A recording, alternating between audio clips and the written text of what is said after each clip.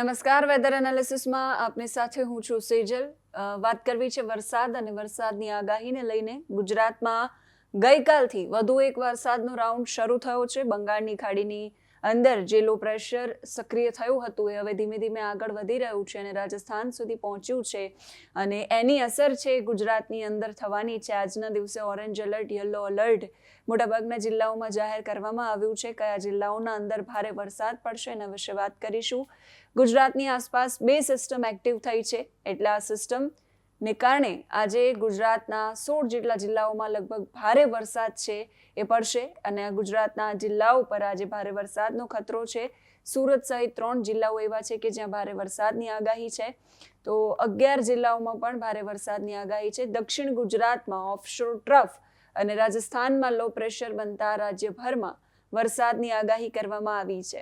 મારી પાછળ તમે સ્ક્રીન જોઈ રહ્યા છો વિંડીની. બંગાળની ખાડીની અંદર અહીંયા લો પ્રેશર સિસ્ટમ જે છે એ સક્રિય થઈ અને એ સિસ્ટમ છે એ આગળ વધતા ધીમે ધીમે આ તરફ રાજસ્થાન તરફ અને ત્યાર પછી ગુજરાત તરફ છે એ આવવાની, ગુજરાતની ઉપરથી પસાર થવાની શક્યતા છે અને એના કારણે ગુજરાતની અંદર ભારે વરસાદ પડશે. ગુજરાતના કયા વિભાગોમાં ભારે વરસાદ પડવાની શક્યતા છે? તો ગુજરાતની અંદર આ જે ભાગ છે એ ભાગની અંદર ભારે વરસાદ, ખાસ કરીને આ સૌરાષ્ટ્રના જે વિસ્તારો છે ત્યાં પણ અત્યારે તમે અહીંયા જોઈ રહ્યા છો આ સિસ્ટમ છે એક સક્રિય દેખાઈ રહી છે અને આ તરફ ઓફશોર ટ્રફ છે એ ખાસું એવું એક્ટિવ છે. એટલે બંગાળની ખાડીમાં જે લો પ્રેશર સિસ્ટમ બન્યું એ ધીમે ધીમે ડિપ્રેશનમાં ફેરવાશે અને અહીંયાથી જે સિસ્ટમ સક્રિય થઈ છે એ આ રીતે અહીંયાથી પસાર થતા આ રીતે નીકળશે અથવા તો આ રીતે નીકળે, જેના કારણે ગુજરાતના આ જે વિસ્તારો છે ઉત્તર ગુજરાત, પૂર્વ ગુજરાત, મધ્ય ગુજરાત અને દક્ષિણ ગુજરાત આ તમામ વિસ્તારોની અંદર ભારેથી અતિ ભારે વરસાદ વરસે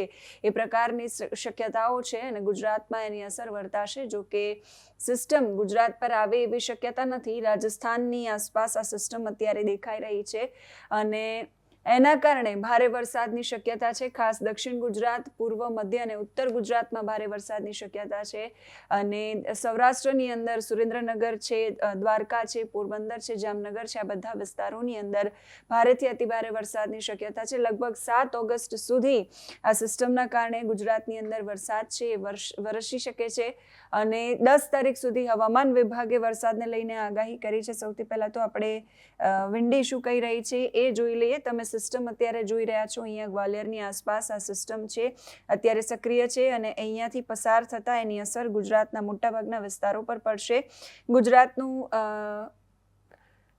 આપણે ગુજરાતનું વાતાવરણ જોવું છે વિન્ડીના માધ્યમથી. અત્યારે જે બ્લુ કલરમાં તમે જોઈ રહ્યા છો એ મોટાભાગના બધા જ વિસ્તારોની અંદર વરસાદ છે વરસી રહ્યો છે અને આ તરફ દરિયા કિનારાનો જે વિસ્તાર છે અહીંયા ઓફશોર ટ્રફ છે એ ખાસું એવું સક્રિય છે.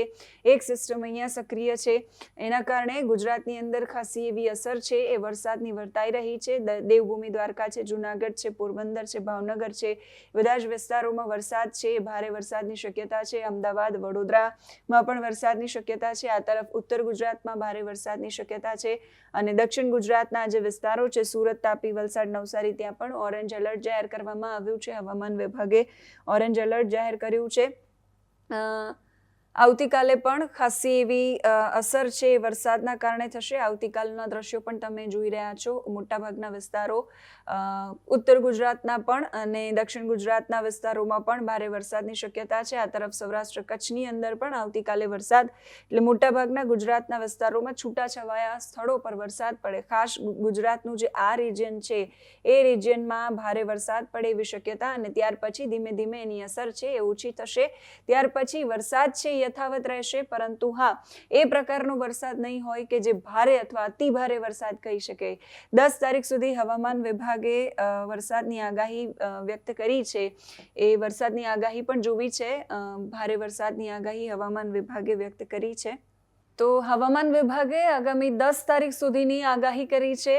વરસાદની ભારે વરસાદ વરસવાની શક્યતા છે અને ગુજરાતના મોટાભાગના વિસ્તારોની અંદર વરસાદની શક્યતાઓ વર્તાઈ રહી છે. 7 દિવસ સુધી વરસાદી માહોલ ગુજરાતની અંદર યથાવત રહેશે અને હવામાન વિભાગે મેપના માધ્યમથી જે આગાહી કરી છે એના વિશે પણ વાત કરવી છે. આ આગાહીઓ પણ જોઈશું, પણ સૌથી પહેલા 4 તારીખની આગાહી આજના દિવસની. તમે આગાહી જોઈ શકો છો. હવામાન વિભાગે દક્ષિણ ગુજરાતની અંદર ખાસ કરીને ઓરેન્જ અને યલો એલર્ટ બંને આપ્યું છે અને ત્યાર પછી બાકી જે બધા વિસ્તારો છે બધા વિસ્તારોની અંદર પણ વરસાદની શક્યતાઓ વર્તાઈ રહી છે. ખાસ કરીને દક્ષિણ ગુજરાતમાં સુરતની અંદર, નવસારીની અંદર, વલસાડ, દમણ અને દાદરા નગર હવેલીની અંદર ભારે વરસાદની શક્યતા છે. 4 ઇંચ જેટલો વરસાદ ત્યાં વરસી શકે એવી શક્યતા છે. 4 ઇંચ આસપાસ વરસાદ વરસી શકે એવી શક્યતા છે. ત્યાર પછી ડાંગમાં યલો એલર્ટ આપવામાં આવ્યું છે. તાપીમાં, નર્મદામાં, છોટાઉદેપુરમાં, દાહોદમાં, મહીસાગરમાં, અરવલ્લીમાં, સાબરકાંઠામાં અને બનાસકાંઠામાં આજે સિસ્ટમ જે રાજસ્થાનની અંદર અત્યારે દેખાઈ રહી હતી આપણને એ તરફના જે બધા જ જિલ્લાઓ છે, ભરૂચમાં પણ યલો એલર્ટ આપવામાં આવ્યું છે. એટલે એ તરફના જેટલા પણ જિલ્લાઓ છે ત્યાં હવામાન વિભાગે યલો એલર્ટ આપ્યું છે. એટલે આ જિલ્લાઓની અંદર છૂટાછવાયા સ્થળો પર ભારે વરસાદ વરસવાની શક્યતા છે. ત્યાર પછી આપણે આવીએ સૌરાષ્ટ્રની અંદર તો ભાવનગરમાં, અમરેલીમાં, ગીર સોમનાથમાં હવામાન વિભાગે યલો એલર્ટ આપ્યું છે. એટલે ત્યાં પણ ભારે વરસાદની શક્યતા છે.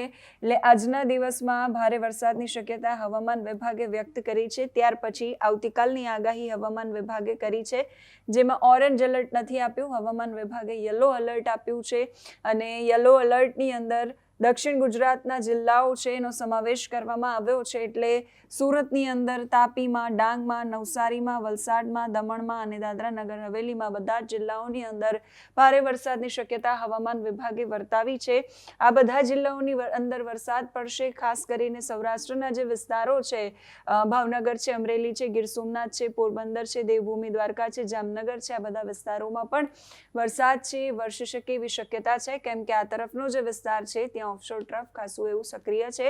કચ્છની અંદર પણ વરસાદની શક્યતા છે અને નર્મદા, ભરૂચ, છોટાઉદેપુર, વડોદરા, અમદાવાદ, ગાંધીનગર આ બધા જિલ્લાઓમાં પણ વરસાદ વરસે એવી શક્યતા છે. જે સિસ્ટમ અત્યારે સક્રિય છે ગુજરાતની આસપાસ, જે બે સિસ્ટમ અત્યારે સક્રિય છે એના કારણે ગુજરાતના મોટાભાગના જિલ્લાઓમાં વરસાદની શક્યતા છે. 10 તારીખ સુધી હવામાન વિભાગે વરસાદનું અનુમાન વ્યક્ત કર્યું છે. એટલે 10 તારીખ સુધી રાજ્યમાં વરસાદી માહોલ છે એ યથાવત રહેશે. આ 4 તારીખની હવામાન વિભાગનું પૂર્વાનુમાન છે, જેમાં મોટાભાગના સ્થળોએ ગાજવીજ સાથે ભારેથી અતિ ભારે વરસાદ પડવાની શક્યતા હવામાન વિભાગે વ્યક્ત કરી છે. જેમાં ગુજરાત રિજિયન આખું એનો સમાવેશ થાય છે. એટલે ઉત્તરથી લઈને છેક દક્ષિણ સુધીના જે જિલ્લાઓ છે બધા જ જિલ્લાઓની અંદર હવામાન વિભાગે ગાજવીજ સાથે હળવાથી મધ્યમ વરસાદની, ભારે વરસાદની પણ અમુક જિલ્લાઓમાં શક્યતા છે. જ્યાં આપણે ઓરેન્જ અને યલો એલર્ટ જોયું છે. જિલ્લામાં છૂટાછવાયા સ્થળો પર ભારે વરસાદ પડી શકે છે.